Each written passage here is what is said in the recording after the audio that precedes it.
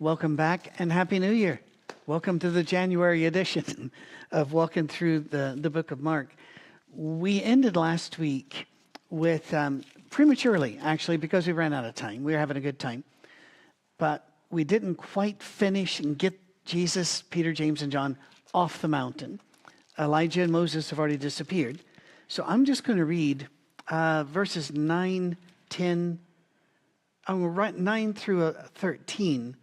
But when we get off the mountain, you were indicating last week that you were kind of interested in what was happening at the bottom of the mountain. Mm-hmm. So after I do 9 through 13, I'm going to hand it over to you. Is it good? Good. There is a surprise in these verses, so look for the surprise. As they were coming down the mountain, Jesus gave them orders not to tell anyone what they had seen until the Son of Man had risen from the dead.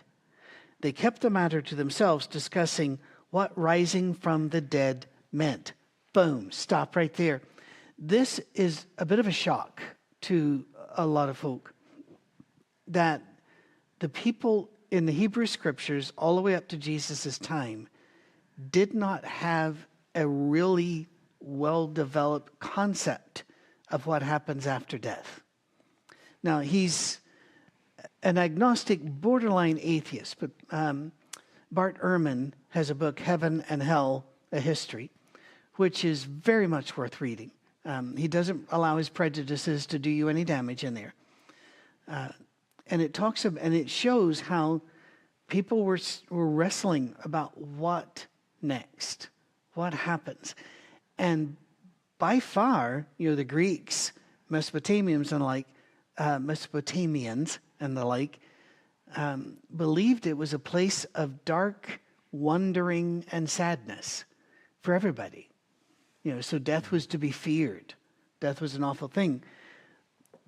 Job is very confused about it. Sometimes he'll tell God, if I die, you're going to miss me. Mm-hmm. Other times he says, I will walk in my flesh on this earth again. He's all over. The Psalms are all over. There's this concept that God is in a place and we may be in that place. But this whole idea of do good things, go to heaven had not come up. And the idea of the rising of the dead, because they understood the spirit may go, but they watched the body rot. In fact, they would go back in if you're buried in caves. You were on a first in, first out basis, with the shelves. When they ran out, they'd put your bones in a box, an ossuary, so the new guy could go in.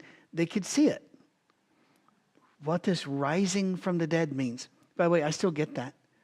My mother passed, as you know, in November 20th, just a couple months ago. And she was cremated. I always get questions when we do a cremation.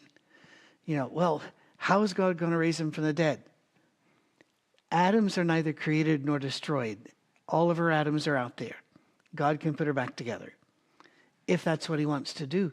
I don't think we quite know what's going to happen. We just know Paul says we're going to be translated, into another form that's incorruptible. But just to let you know, this wasn't a well-developed theology. So they're all saying, yes, Jesus, we absolutely agree. We won't do anything until the Son of Man is risen from the dead. And then they turn to each other and go, what does that mean? So Jesus knows that. And do you want to enter in there, or do you want me to read a bit further? Or I saw you make a note if you wanted to jump in. No, you can go ahead. Okay. They ask him, why do the teachers of the law say Elijah must come first? Well, Jesus replied, to be sure, Elijah does come first and restores all things. Why then is it written that the Son of Man must suffer much and be rejected? But I tell you, Elijah has come, and they have done to him everything they wished, just as it was written about him. Well, this is a bit confusing if you're just joining us and you're not a church person and you haven't had people sit down and explain away a whole bunch of stuff. The Elijah figure in Jesus' life was John the Baptist. He went out ahead of Jesus. He proclaimed Jesus. And Jesus doesn't really go into it here. He just said, Elijah's already been. And the world did to him what they wanted to do to him. the world never got Elijah when he was on the planet. He escaped chariots of fire. Jezebel never got her claws into him. But now the world finally got to do to an Elijah what they wanted to do. The world here is a system word. It's not a place word. It means the way the world does things. So the powerful in the world grabbed him, and they did what they could do. He said, but he was here, and I am here. And I bet they didn't get it for years. As you brought up with Saul, then Paul, then Saul, he had to work his way through this logically. I think Romans is exceptionally logical. And you can tell this is a guy that has wrestled with this and has to find a place for every piece of it.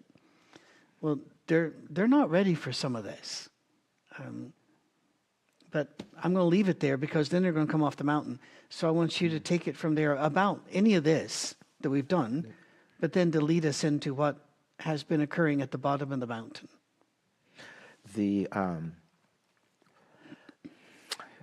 You had mentioned in a sermon a few Sundays back, you brought up the concept of sacred geography. Yes. Okay. And which to me, I don't know if as you brought it out, you tied it into, but in my head it started working into what you brought up about death, and I've gotten some feedback, on it because I took it and started working with that point, trying to because it opened up a whole door for me to be able to understand something that I knew was there but could not understand, and people are struggling a lot today. They've always struggled. We struggle in our own era as we're losing people, and especially the numbers of people that have been lost in the last few years, and especially as Christians. If you were in a faith tradition where when you die, if you die without Christ, you go to hell, or if you are in a faith tradition, if you do good things and you go to heaven, stuff like that. And then the other part of it is when you work with a family person, a mother, father, brother, sister, that is ill for a long while, like this, that started out with good health, and then their health started to decline more on the mental side of that than maybe the physical side. Where is God in this, and how does that equate or relate to anything that we read and understand biblically? And sacred geography, to me, started answering questions of when you're talking with a parent that no longer knows who you are, and you may be feeding them or going through their day, and as you're talking to them and loving them, and as they die, the concept of when you were talking to them in that state, you're just as close to them now as they are when their physical body finally died, and they are, because that thing of space, I think, is more of a human concept. It's illusion. Than a what God is doing with this thing is not what we do certain things with words so that we can understand what God is doing and saying that God is not doing. A cricket is trying to explain physics. It's really what. Just very briefly to talk about what he's mentioning. My mother had a bad fall. She was already suffering with some dementia, but after she had a sudden fall, we had no more consciousness from her for 8 days, almost 9 days. And my sister, God bless her, is a wonderful, wonderful person. She lives in Houston, and she said, "Should I come up there?" Well, we didn't know how long this is. This could have been months. People can stay in this state. And I said, "No, you don't need to come up right now. You're already, scheduled to come up in another week. So just wait for that." And she said, "Well, I'd hate to not be there when she died." That's when I explained to her, at this point in the dying process, you in Houston are as close to her as I am standing by her bed just south of Nashville. Space is irrelevant. Sacred geography means that she's already moving out of the physical plane. And by the way, death is not always an event. For most of us, if we're aging out, it's a process. And it's not a one-way river either. I believe that there were times that my mother was present in her body and other times she was not. There'd be a little flash and a look in the eyes of a focus, and then it'd be gone.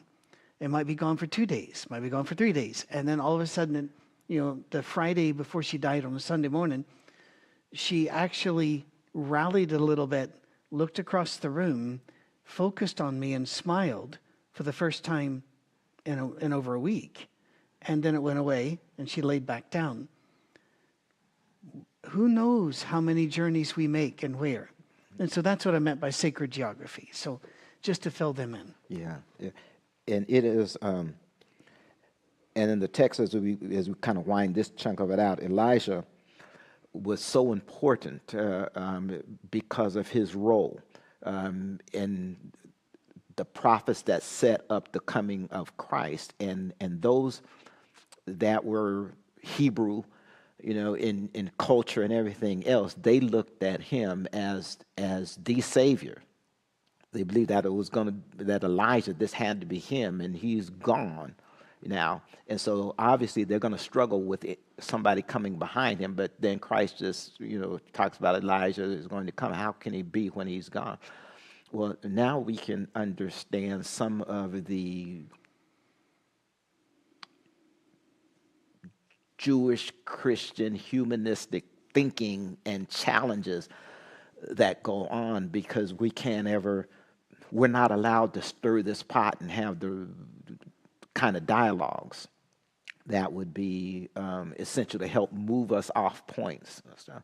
And I found in my study, and I'm sure that you can speak to what you found, but that Christians, especially academic Christians that have studied this a lot, when they interact with Jewish people and thinking on a personal level, when they really engage it and go into it, they go through that. They come out of that experience differently, with where we should be, not where we are, based on kind of the struggles and challenges that we have. And that's important. And then maybe even this thing of Elijah is bringing us through the understanding there's more to this picture. And you can't look, if you look at any group of people or a person and damn them to hell or damn them to hate, we're automatically trying to distance ourselves from Christ, from what God is doing, because he shows us that we can't walk that path. Now, the hard path is that we can tear up a lot of stuff that we don't have the power to go back and straighten out and fix. We do a good job of tearing some things up. We do a very bad job of going back and putting it together. And that may be one of the greatest stories of Elijah, coming this whole narrative as we pick him up and Christ, and you get the other apostles in the same frame at the same time, what's going on. And of course, the Hebrew people, that was one of their concerns, is that, well, if Christ really gets power here, then you're going to forget about Moses, but you not only forget about him, you'll forget about Elijah, and this is not going to happen, and then we live through it. Okay.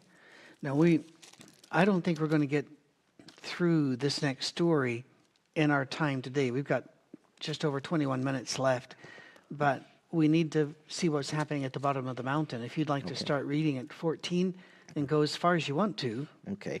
This is a good little piece here, so I'll read through it and then. Okay, I will try not to interrupt. I'll read through it and then kind of turn off. And verse 14, and when he came to the disciples, he saw a great multitude around them and scribes disputing with them. Immediately when they saw him, all the people were greatly amazed, and running to him, greeted him. And he asked the scribes, because while you're reading this, understand now he's talking to the leaders, those who would have been the religious leaders of the Jewish people at the time. So he's firing at them now. That's where he's going at them. Talk to the scribes. What are you discussing with them? That is with my apostles. He didn't call them apostles, but that's who they were. What are you talking with them? Discussing with them. Then one of the crowd answered and said, "Teacher, I brought you my son who was me. When he said teacher, now he's talking back to Christ. Christ, I brought you. I didn't bring it to your disciple. I brought my son to you. I was trying to find you. Yeah. Okay. Are you all driving down the road listening here? I elevated my voice a little bit because I didn't want to miss it. This lady came to him and said, I came looking for you. And because I couldn't find you, I was left with your disciples. Yeah, yeah. And the Okay. teachers, even worse, the teachers of the law. Yeah. You know, God save us from holy people. Oh, man. He said, I couldn't find you, so I got stuck with one of your guys. Okay, so understand that way. I'm sorry for interjecting so No, much. good. And wherever, teacher, I brought you my son who has a mute spirit. And wherever it seized him, it throws him down. He foams at the mouth, gashes his teeth, and becomes rigid. So I spoke to your disciples, and that they should cast it out, but they could not.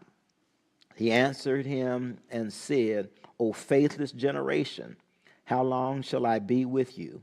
How long shall I bear with you? Bring him to me. Then they brought him to him, and when he saw him, immediately the spirit convulsed him, and he fell on the ground and wallowed, foaming at the mouth. So he asked his father, how long has this been happening to him? And he said, from childhood. And often he has thrown him into the fire and into water to destroy him. But if you can do anything, have compassion on us and help us. And I'll stop right there. Okay. If you want to read or if you want to discuss any of this before or go on. Well, I find it fascinating. It sounds a lot like epilepsy, except that epilepsy generally does not rob you of speech as well. Luke always differentiates between demonic possession and epilepsy or other diseases. Mark, I'm not really sure how here, but this is I will bring up one thing because I don't want to ramble around. In verse 21, Jesus asked the boy's father, how long has he been like this? And you might be thinking out there, wait, Jesus is the Son of God. He knows exactly how long. Perhaps, remember, he put on human flesh. And there are limitations to putting on human flesh. But also, we keep bringing this up almost every week. There's a process, as I would prefer to say, that must be done. And when a parent brings in a child who is in psychological or physical trauma and crisis, the parent is too. The smart doctor knows that the parents are also patients, and they need to be recognized and seen and heard and understood. So Jesus is inviting the father, tell your story. Share your story. Because there were probably people there that were thinking, why is he hogging all the time with the rabbi? You know, or why does he get this? And Jesus is showing them, you stop and you listen to their story and you invite them, even if they brought somebody else. Think of a married couple. One has Alzheimer's, one does not. One is caring for the other. That's usually pretty easy. We look at that and say, both of them are suffering. We treat both of them. But something like this, back in the day, this is almost entertainment value to them. And Jesus stops and shows the father is also a victim. And I just want to bring that up. And then I'll let you take it back. And one of the things that our listeners hopefully can grab onto is at this point in time in history and things going on, people have a tendency to look on illnesses as demon possession. And demon, almost every kind of illness was the devil's involved in some kind of way. And so it always, came back to that, or it's always hanging around in that. And so you have that kind of theme that's kind of laying around all of this, is that it looks like there's coming to a David and Goliath between Christ and Satan as to who the power really is. It looks like that kind of thing happening. And in their mind, that's probably the only thing that they can wrap it to. Or something like karmic experience. In other words, who sent this child or his parents, if you remember that, with the blind man? Yes. So it's the universe balancing the books, which, by the way, is not a scriptural concept at all, period. And Jesus makes that very clear time and time again. But yeah, almost like with Job, something bad happened, what did you do? You know, here, they would be looking for contest, as you're saying, David, Goliath. They would also be looking for a demon to challenge the rabbi. And they might also be wondering what the kid did wrong or what the parents did wrong. Exactly. And that will always be in there, is what happened wrong. And, you know, and Patrick, to be honest with us, I think that has not gone away. Oh, it has. Because when we look at poverty, what did they do wrong? Right. We look at a family in poverty, what did they do wrong? Especially if there's a family that lived on that block that made it out of poverty, that kind of thing. Is that what did they do wrong? And a lot of that thinking, a lot of that whole room of thought comes from, you know, when it's in a religious environment, it raises up out of this as if it is attached one to the other. We look at parts of the globe. Okay, why have they been in poverty ever since we have recorded, at least recorded history that we share? Why does it look like in this country hasn't, or this people haven't? And then that also raises up this thing of this is how God shows who his favor is on. And you get that Southern nationalism, or you get that political religiousism that's stuck in there, and it's wrong. But the interesting thing that points out is that as soon as they come off this mountain, you know, he's there with, I trained to find you. And I couldn't find you, you know, so I found some of your guys, you know, because they were right over there. And I told them, cast out the devil because we heard you did it. I think we saw you do it. Matter of fact, we did. And my boy isn't right, you know. And I told them, and they said they didn't know what to do, you know. And so, so you can see it's kind of, I'm saying it kind of comically, because as it started opening to me, I started laughing about it, because that's how they were really coming. We came to find you, okay? We came to find you. We couldn't find you, but we found some of your disciples, and they couldn't do what you did. You know, and so we're at a loss. But not only that, the scribes were now starting to pick at them. You know, the scribes thought they had a window, because they're always looking. You know, before they ever got Christ on that cross, they were looking for ways to get rid of him before then. That just happened to be, once they saw the Herod and they saw that thing going on, okay, that's how we're going to get him.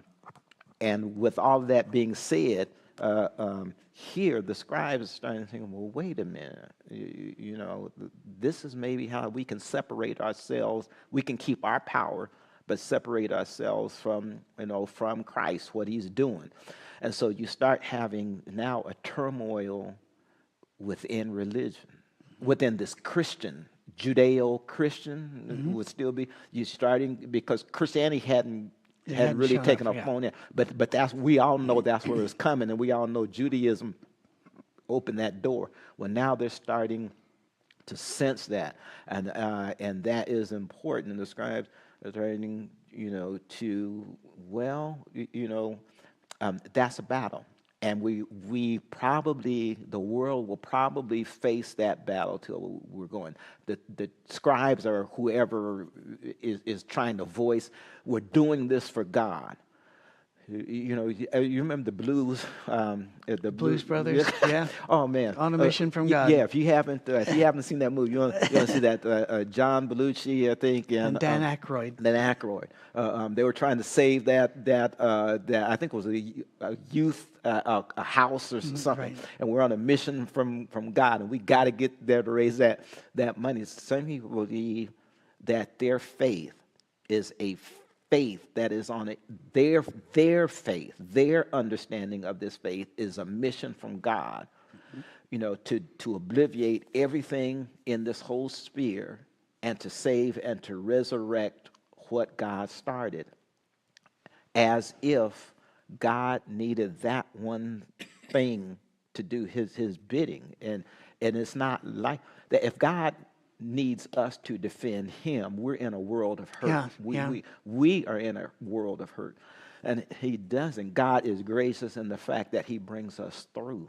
But as we're going to experience here, when God brings us through, he doesn't necessarily take the suffering and the hurt away to bring you through. Now, it doesn't mean he's going to put all of it on you, which is more evidence that he's not going to do that because we can't take it. Literally, if we stood first on Satan's blows, we would have never got up after the first one. Sure. So he absorbs it. But the fact that that's the way that they're looking at this. I think you ended after verse 22. Yeah. Okay. That if you can do anything, take pity on us and help us. I love Jesus' response. If you can. Yeah. Everything is possible for one who believes. And immediately the boy's father exclaimed, I do believe. Help me overcome my unbelief. Rick, I don't know about you. I pray that line several times a week at least. And sometimes several times a day. Because I believe in him.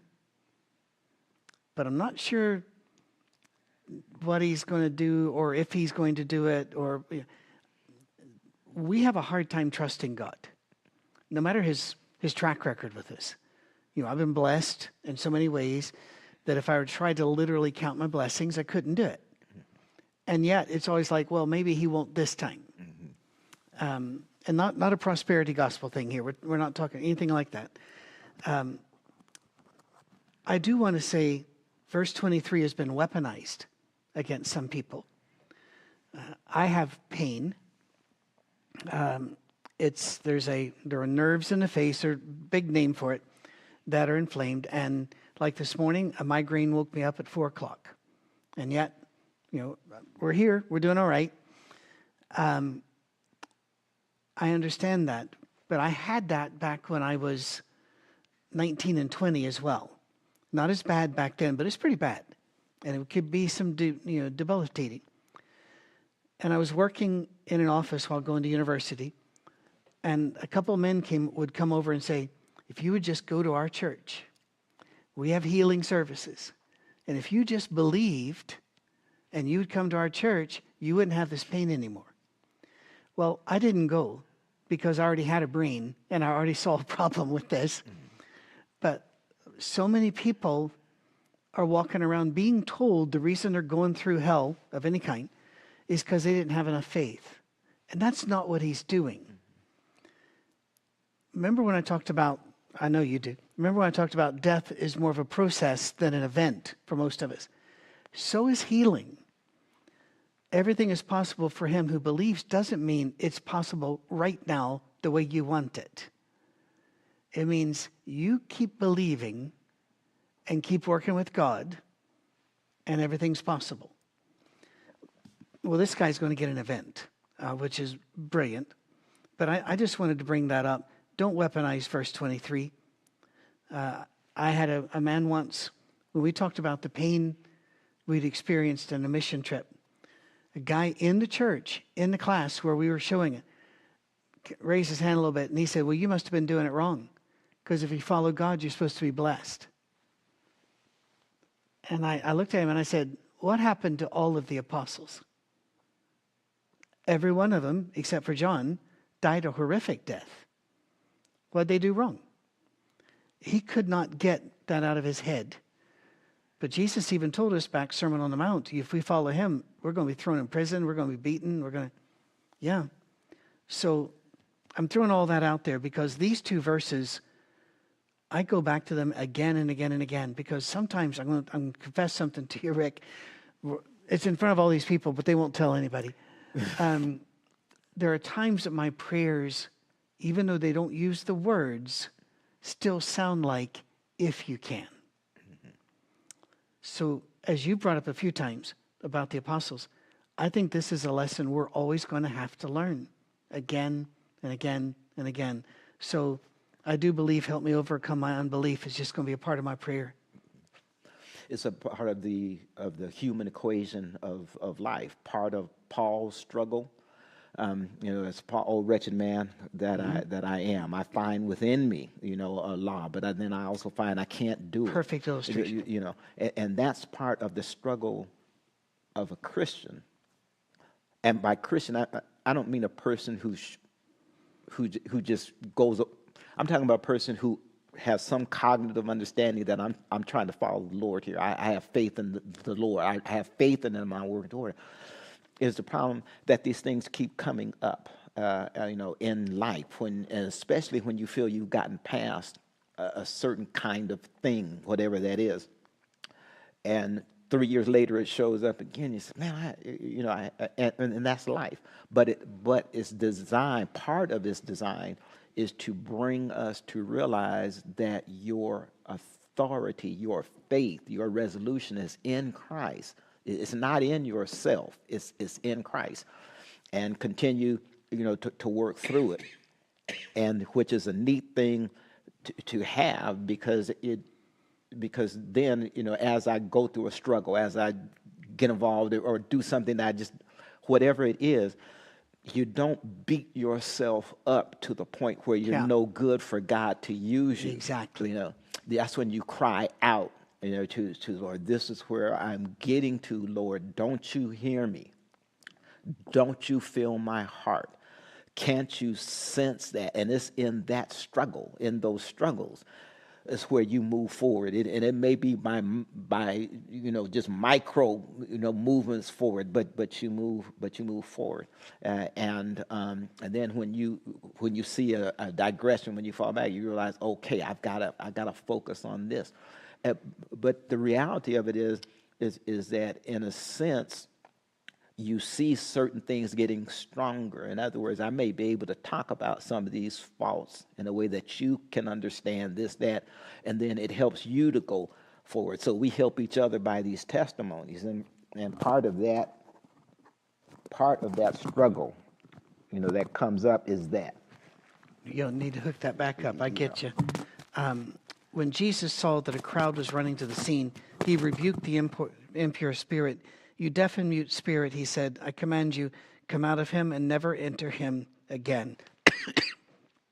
Once again, have you seen the pattern? We keep bringing it up. He sees the crowd is running to see the show. He's not here to give the crowd a show. And he's not here to expose this young boy and his father, at least, if not his father and mother and family, to the prying eyes of the curious crowd. So he quickly heals him. The spirit shrieked, convulsed him violently, and came out. The boy looked so much like a corpse that many said, he's dead. But Jesus took him by the hand, again with the touching. Jesus touches, he enters our life, lifted him to his feet, and he stood up.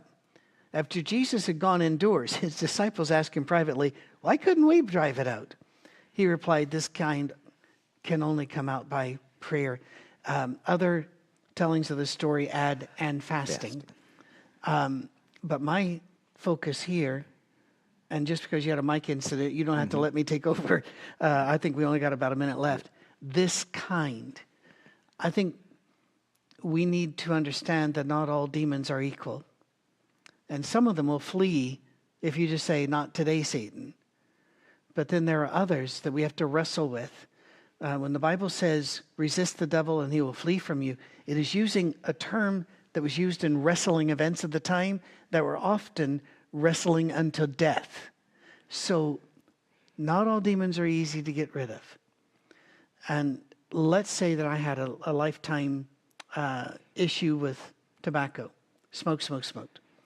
And I'm not trying to tell you if you smoke, you're going to hell. Please don't overread things. And I decided one day I'm not going to smoke anymore. And I didn't. I need to understand that's an aberration. That's a gift from God. That's a weird thing. Because addictions are brutal. They're just brutal. Whatever, and you've mentioned this a couple times recently, you don't know what other people are struggling with. And just because you don't struggle with it doesn't mean they're weak. We don't know what kind of forces they're fighting. As a man put it to me years and years ago, every person you meet today is having a hard day. Treat them accordingly. And that was some of the best advice I'd ever gotten. Mm-hmm. But this kind, Paul will rank demons later. The Jews had a very deep and thorough demonology, a lot of it imported from Babylon. Did you want to talk about this? You want to hold it for next week, or what would you like to do? No, and that way we can wrap it up. Just quickly, a couple of things, and you mentioned it, but I wanted to just reiterate verse 29. This kind doesn't come out but by prayer and fasting. And fasting is not in the original or in the best manuscripts from the original. It's not there. And for me to say that, talking, kind of the water goes over the duck's back, because unless you stop and think and really put it in, that when you read this, you need to take that out. I don't mean cut it out. I'm not talking about that. But your brain needs to lock it out, because instantly we're going to go through fasting elevates prayer. Okay, and so if my prayer is not where it needs to be, fasting then will take that up a level. Yeah, if my fasting is where it needs to be, because we're going through steps. That's another guilt trip. Yeah, exactly. And that's never, anytime you get that as an interpretation in the New Testament, it is not a New Testament reality. When it comes up, it was never designed for that. This most likely is an it is an insertion, by a scribe. And so that's the reality is because what people think is if I really go at it. No. I mean, if I really, really, really go at it. No. I mean, you're not hearing me. I mean, if I really get on it, this thing like that, it's going to be, and then you start running into that brick wall and said, I've given it everything I have, and I'm still there. And if we pull back from God, if we diminish God, or just say, okay, I'm going to be this way, that's when we start digressing. That's when we lose what God wants to give us. It's not the fact that fasting got you there, because if anything, fasting is only a thing of letting you remember that I belong to Christ. So I'm giving this up to remind myself that I belong to Christ, not to make myself better. It's just another way of remembering, because when you start, those hunger pains start kicking in and you start thinking why you're hungry, then you start remembering because I belong to the Lord. And that's what I need to remember. So when I get over into this area, that area, I belong to, to the Lord.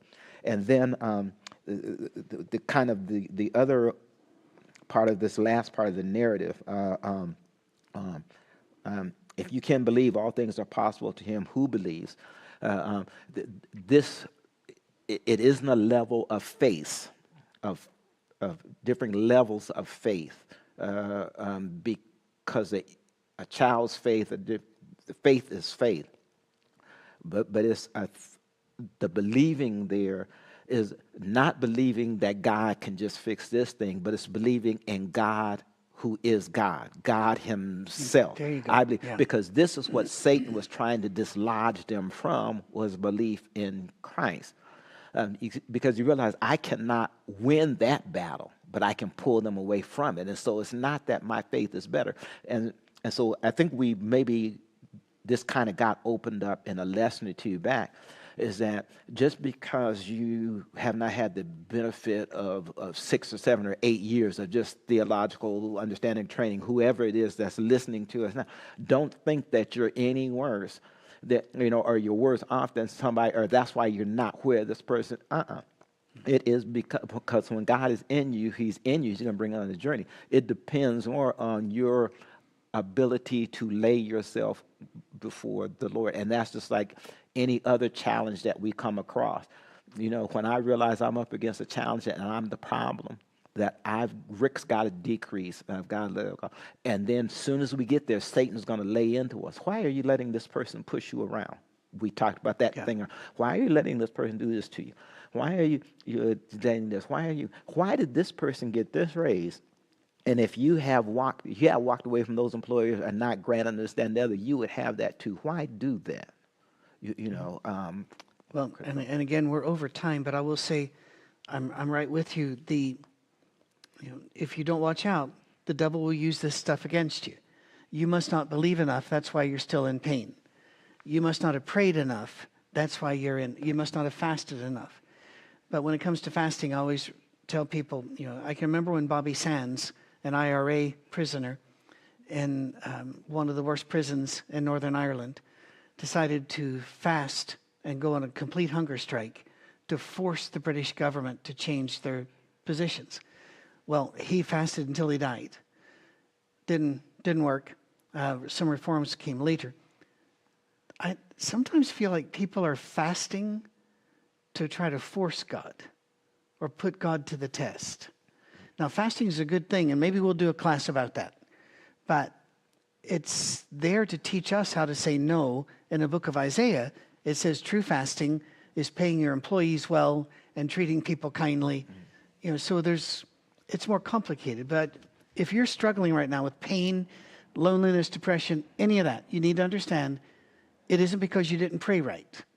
It isn't because you didn't go to the right church. It isn't because your faith wasn't up to it. It's because you're a human being, a unique human being in a very unique situation. And God is with you in it. Trust him. Look at God. Start the year doing that. And let's see where we get to by the end of the year. All right. Thank you, Brother Rick. All right. God bless. We'll see you next week.